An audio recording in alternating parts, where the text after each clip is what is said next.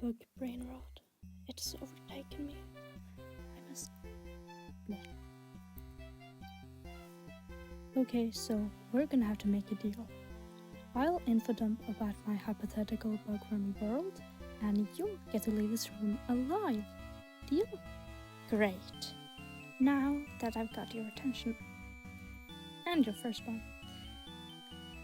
Disclaimer, I'll be using the terms insects and bug, meaning purely small arthropod, to include species that are commonly seen as bugs, without technically fitting the Oxford definition because of their leg count. Okay, so this all started from one video in particular, specifically the humanizing Zootopia characters by, you guessed it, Strawberry Stab Wound. Intermission time! This is a segment of my video where I talk about something unrelated or maybe related for a few minutes, so stretch, get some water, and listen up. So, I have finally figured out a new OC universe, and I will not go in depth, it will get its own video again, but I did want to talk about it a little bit. It's going to be cyberpunk and racer themed, and the characters will be designed after bugs. I know some people have bug phobias, me being one of them, so it can totally be based off of like only butterflies and stuff with no judgment. There's so many variations. I just wanted this one to feel completely different so nobody gets bored. I'm thinking of maybe making a Discord if I can figure it out and find some mods. I'm figuring it out. Will this even fit the universe she's planned if she expands on the idea? Well, let's get into it. The first thing my brain latched onto while working on this project was the bug racer concept.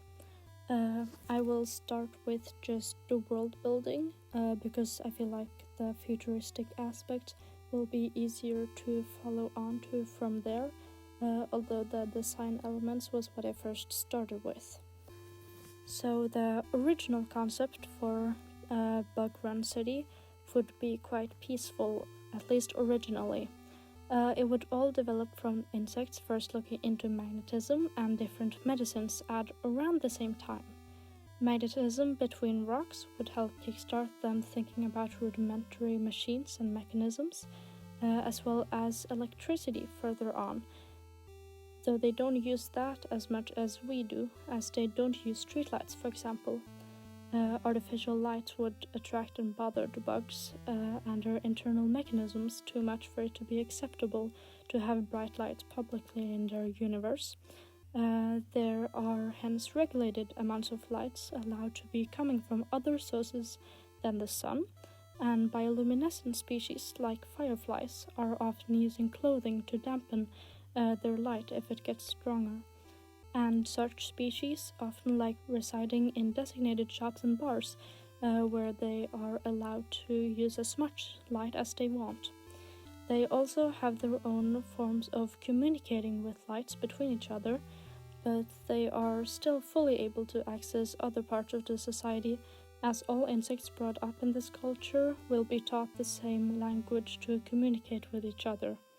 This way of communication is mostly through sign language, because there are very few species that actually have good hearing compared to those that don't. This sign language would mostly be the same throughout all species, but it has small differences similar to dialects between species and areas. Species with more limbs would have a language based on the same movements, but it would be slightly quicker and harder to follow for others. The signs in themselves, however, are not complex, but a lot of nuance is given in context, and whole stories are often conveyed through dance, similar to lion dances, which they like using in parades and just general celebrations. They also have non-visual ways to communicate, though. Instead of using names, bugs often use slight differences in pheromones to differentiate between individuals, because it would be very hard for them to have enough distinctive shapes with their hands because of just the general shape of them. This pheromone use, as well as touch, is also used more with certain species like ants who have worse vision. Blind and also deaf individuals in this world would be better treated than in a human society, as insects are already very much used to using these other forms of communicating, like touch, pheromones, and smell. As for the medicine aspect, they would probably first start with just trying to treat the bugs who damaged their wings, are sick, old, etc. Maybe this would go on to finding ways to help bugs when they fall over, as they naturally do so when their health gets worse. And it's way easier for them to die at this point. This would probably start them looking into manually controlling their muscles, as the cause of them falling often relies there, which will probably kickstart the futuristic part of the story. Back to the stuff before this evolves enough though. The culture of the city would very much be agricultural, as many of the insects feast on plants, fungi, or the decaying remains of them. There would even be a huge greenhouse structure in the center of the city where less hardy plants would grow. The architecture of everything would very much be letting small plants grow everywhere, as they just see it as free food, and most of the reason they started constructing buildings was stuff like avoiding the rain and big impacts for the smaller bugs, who would be more bothered by this while working. These houses became more popular to build everywhere as time went on, as they allowed for places like the warming houses to be built, which would essentially just be small saunas where bugs would warm themselves as an alternative to traveling around in a more nomadic lifestyle when the season grew colder. And the roofs of all the buildings also collected water that would be sent directly to the plants the community preferred to feast on, so that those plants would thrive. Before going to the plants, however, the rain would be channeled into smaller rivers all across the city, where, for example, caddisfly larvae would be building their nets to collect nutrients and more safely grow, as well as giving easy access to drinking water. The insects don't have the same specific water requirements as we do, at least not the same throughout all species. And other aquatic insect species would also live in these small places and around the edges of the land-based center of the city, as all of the cities would be built on small islands. Bridges would also be placed as easier ways to cross these rivers without disturbing the larvae. Also, the buildings don't usually have doors, but rather hanging cloth curtains so that they're easier to enter and exit.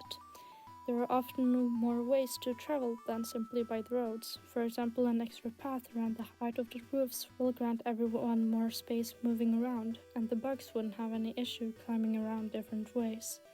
The building materials themselves are not only wood, but also the paper-like walls bees make in their hives, and side material like elytra, which are collected from past insects or just leaves and stones. As for the nutrients necessary for carnivores and omnivores that need prey, they are often given the insects who have just died or are too sickly or old to be able to survive anymore. Making sure the bodies of the recently deceased are handled or cooled immediately after dying is very important, so that it doesn't develop fungal or bacterial infections, which would destroy its use in, for example, food for the mantis population.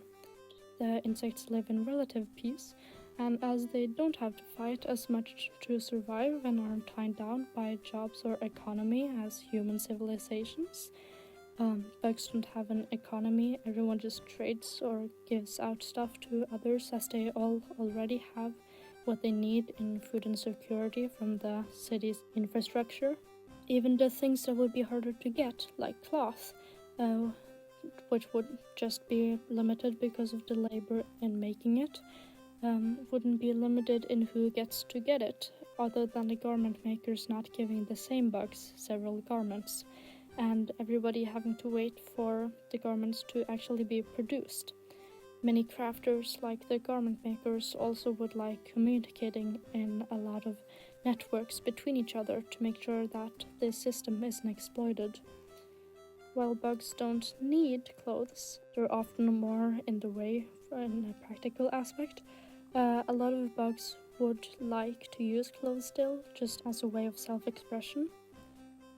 Second-hand stuff is very popular though, especially for species with short lifespans. Usually individuals of the same species and sex will have about the same measurements, so second-hand stuff will usually work well, be easier to get, and often still lasts well, as all the construction is well done and given some insects don't even last a week. Clothing can be often passed down many generations for some. But yeah, because they don't have to think about economy or survival anymore, different aspects of culture have become very big as something to focus on and to do with their lives. This is why they were able to develop their knowledge so much after a while, and why racing became popular.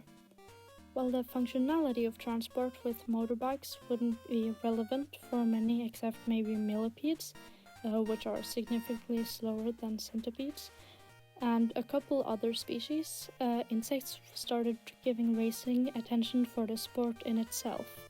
They would experiment with construction, make culture of bedding with insignificant objects or favors, and simply enjoy having something to watch and do. Because not everyone have the same vision for navigating the courses, it is norm to allow the racers to get used to the path in good time before any race, so that they can memorize them if necessary. This also allows for more opportunities around planning, so that they can increase effectivity in speed or make space for different tricks.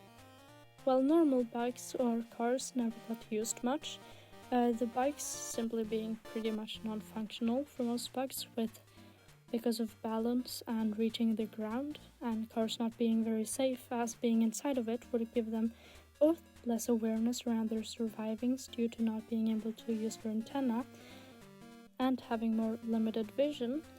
Motorbikes had way less of these problems, and the racer's trainer or coach could easily let them know via walkie-talkie where the others were on the course to avoid collisions. Skateboards, which would be used lying down, are also a transportation option, but they never got as popular simply because they don't work as well. Whenever they're going upwards, they wouldn't be able to steer them easily, and they just didn't work as well. Because it's all for the sport of it, different branches of the different sports are also celebrated. So not only would you have, for example, racing to just get to a goal, you would also get racing in the forms of doing tricks, or more like roller derby. On the subject of sports, they don't have to be as careful not hurting each other, simply because a lot of bugs can handle a lot of force, for example falling from high. They're very attentive to not hurt the more delicate wings though, and if someone's exoskeleton gets damaged, people will immediately go to help them, as that could have fatal consequences if left alone, for example by infection if it's an open wound. The same focus on sport went for art as well. Like mentioned earlier, they use dancing and art as a form of communicating as well. They love having parades and celebrations, and lion dances to tell stories through cooperative dances is huge in these events and in general. As for art, painting and sculptures are really the only way anything is written down. Due to vision and limitations of limbs, it's very uncommon to actually write things, so most of the information is passed down verbally, as in using their usual communications of signs, smell or touch, or by abstract paintings, where the artist uses their whole hand as the painting tool instead of a brush, or sculptures that they can feel. Sculptures are more popular among insects, as they can be appreciated by all species and is a profession almost all can work in. Worms.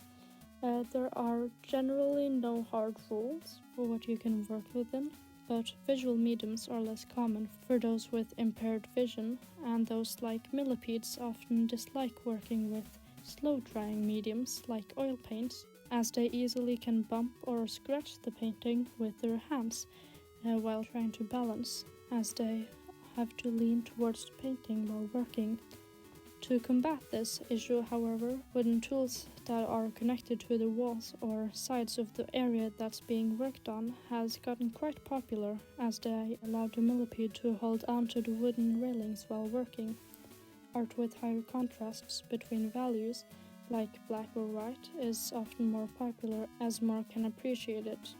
Often, artists will utilize both this and a broad spectrum of colors simultaneously.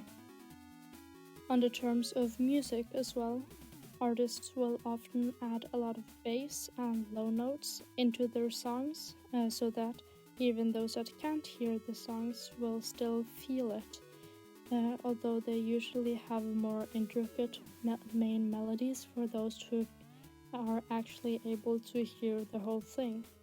This whole trend of trying to find stuff to give meaning to their life also went for the sake of jobs. While jobs still aren't necessary for anyone's living in the community, several bugs have taken to making tasks for themselves as a way to give back to the people around them, or expanding on what they know, similar to the mechanics or artisans previously talked about. This has come to things such as preparing food, no longer simply people harvesting as usual, but being able to get proper meals or pre-cut and plated pieces of food, both vegetation, fungi, composted, or even meat-wise. Further on, bugs after a while also prefer keeping the dead bugs more properly in designated cooling buildings to keep the meat fresh, rather than just immediately calling someone over as soon as the body was found, as for it to not go to waste. Religion has developed over some time and is more popular among species like the adult mayflies. Mayflies live a while before becoming adults, but when they finally do mature, they're unable to eat and die after a couple of minutes to a day. Thus, they're naturally more inclined to believe in reincarnation, as they want to think they're going to live more than this short period. The phenomena of bugs with shorter lifespan making more of a belief in religion compared to their counterparts more obsessed with ethics and philosophy is one that varies a lot between years. The more divided the groups become, the more you can see this happen. But when everyone is spread around together and people are more open to each other, not only will a mayfly hope for something beyond for its own sake, but its friends and acquaintances will hope for the same for it as well, especially as the longer living ones see many friends pass. Because of this, religion could actually be used to study the divisions in their society as time passes. On the point of gods, while there is a lot of variety, many still don't believe in a god like that in Abrahamic religions, but rather either a vague force that's more of a force of nature than a being, or powerful creatures that help the insects on Earth, similar to the stories of some demigods in Greek mythology like Sun Wukong and Macaque. There is sometimes animosity from lower lifespan groups during the higher division spikes, directed at the unfairness of their lifespans.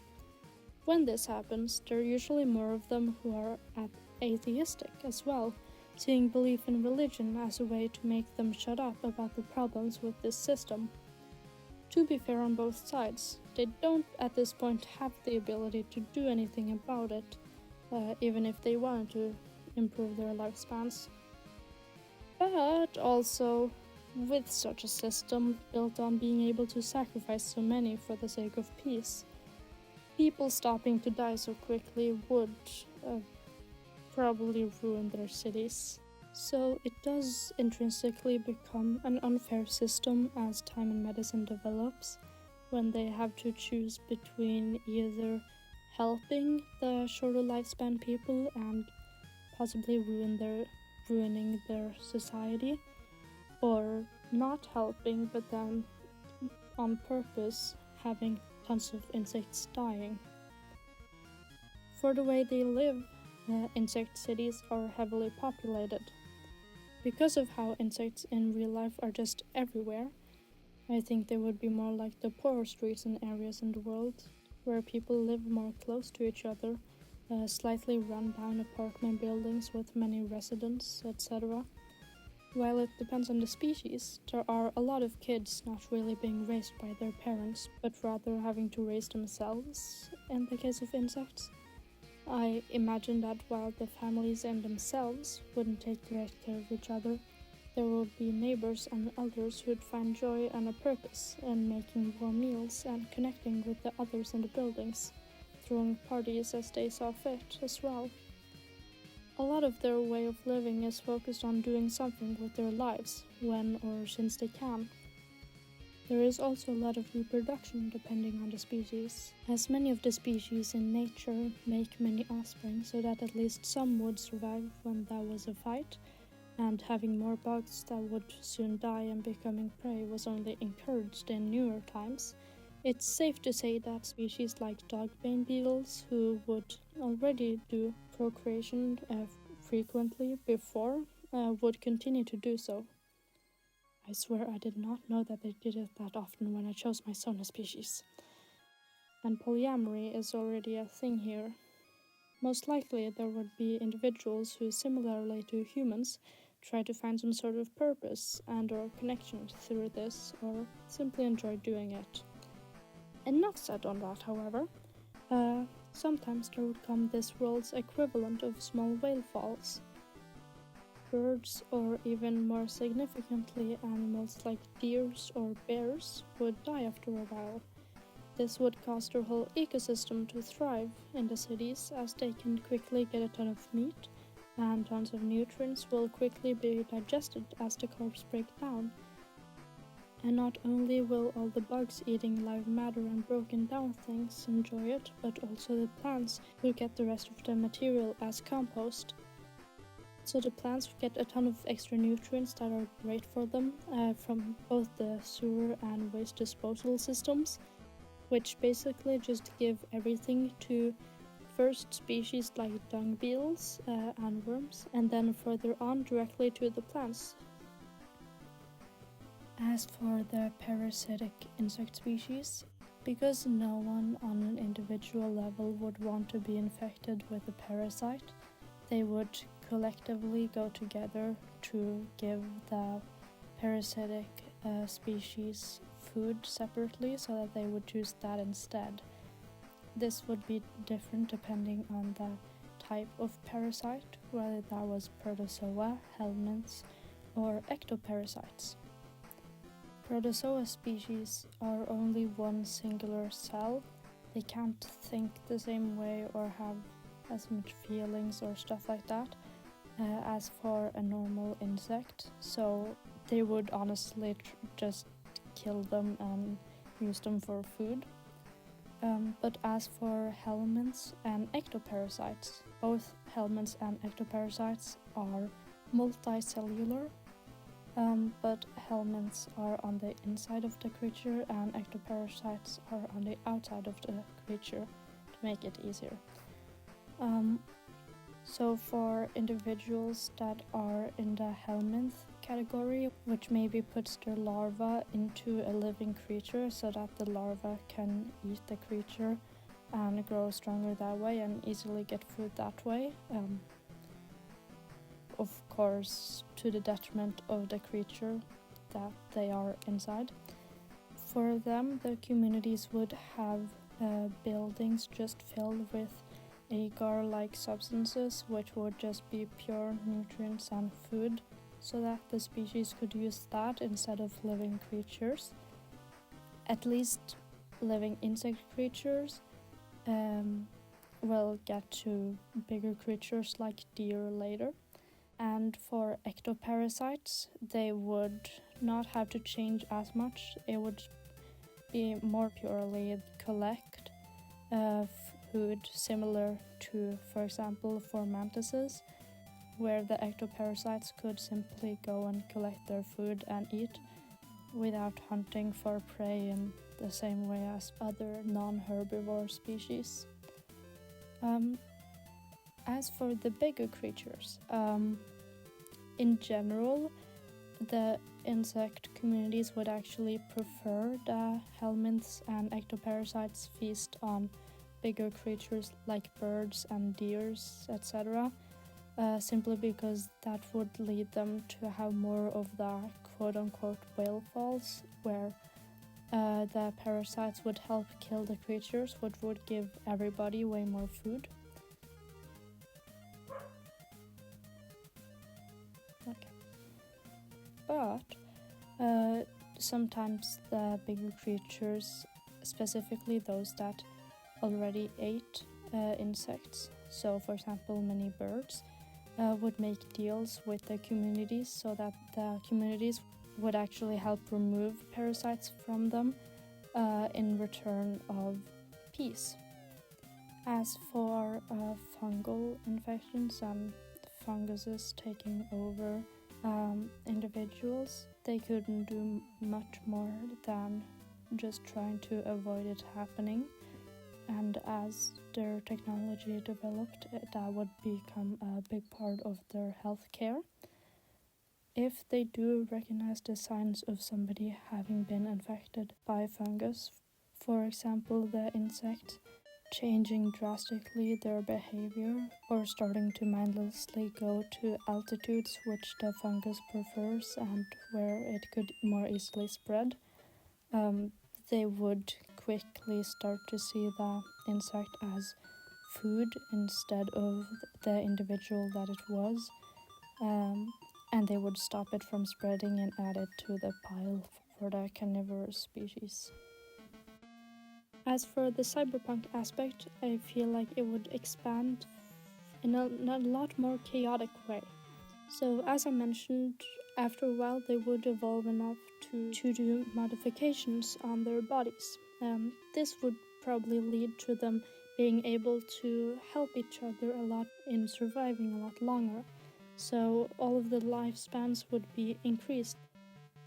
The thing is though, if their society is built on safety from predators by giving the recently dead or suffering to the predators as an unspoken agreement, what would happen when they would stop being able to properly feed everyone when the death rates go down? Maybe a few would see the opportunity and consequences ahead of time and keep the technology from everyone to make sure it didn't happen.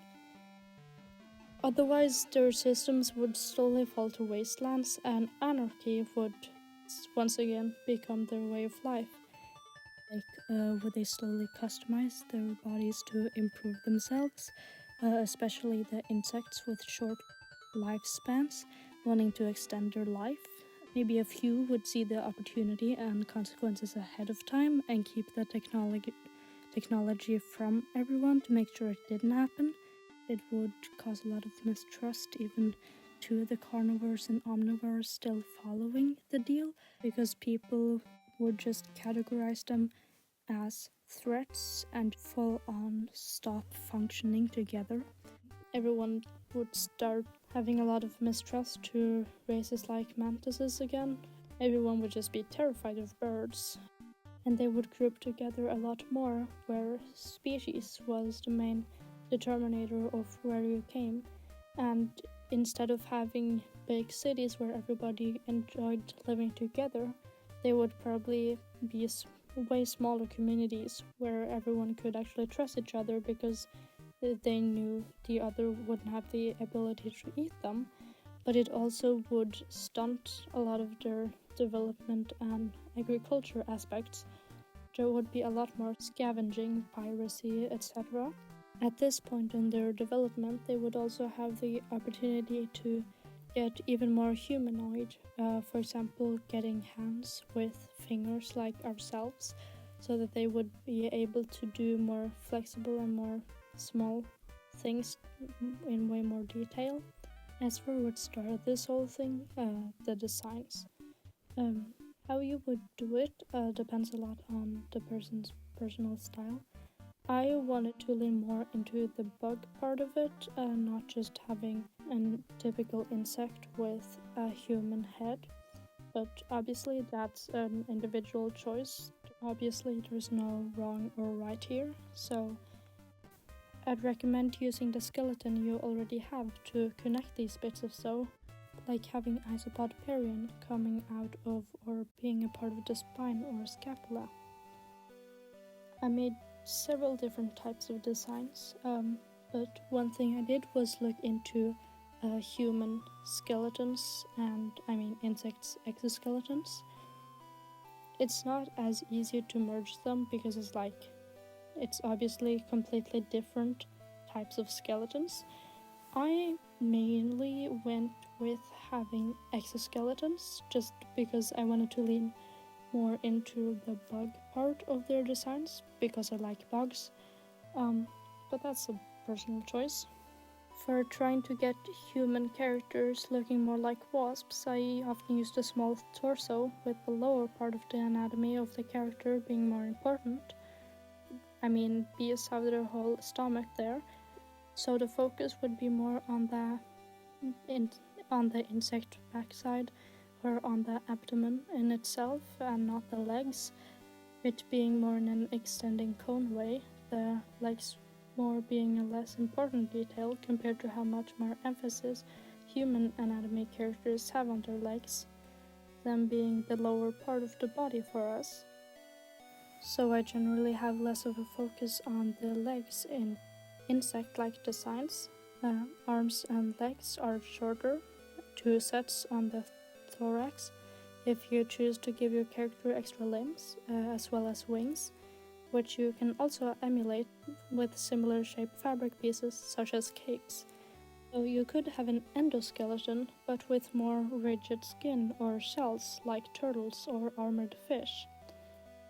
Also, I had been obsessed with iridescent green beetles just because they're pretty, a bit before we started this whole thing as well. So most of the characters I tried to make were based in beetle designs and trying to get that across. And I know my microphone is bad and I'm generally not used to recording, but I decided that speculative evolution of the cities and scrunkly drawings would make up for it. Bye! And maybe I just wanted an outlet for my insect brain rot. Hope everything's going as well as it can, and take care of yourselves. Not that I'm a great example. I don't know how to end videos either.